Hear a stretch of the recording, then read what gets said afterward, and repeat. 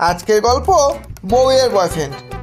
বিয়ের পর বর নতুন বউকে জিজ্ঞেস করলো, বিয়ের আগে কি কেউ তোমার জীবনে ছিল? মানে তোমার কি কোনো বয়ফ্রেন্ড ছিল? আমাকে নির্দ্বিধায় বলতে পারো, এটা আজকালকার সাধারণ বিষয়, থাকতেই পারে, বলো।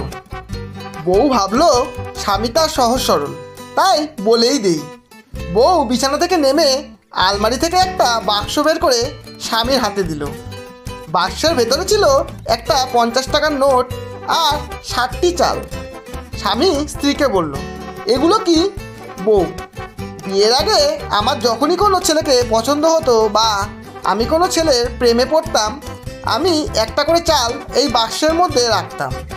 স্বামী, ও তার মানে তুমি 7 জনের প্রেমে পড়েছিলে। আর এই 50 টাকা কিসের?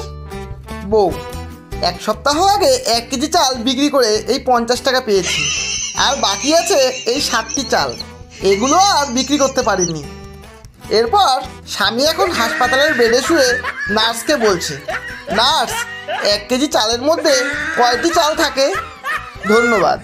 গল্পটি যদি ভালো লাগে একটা লাইক অবশ্যই দেবেন এবং বন্ধু ও প্রিয়জনদের শেয়ার করে চ্যানেলটি সাবস্ক্রাইব করে পাশে থাকবেন।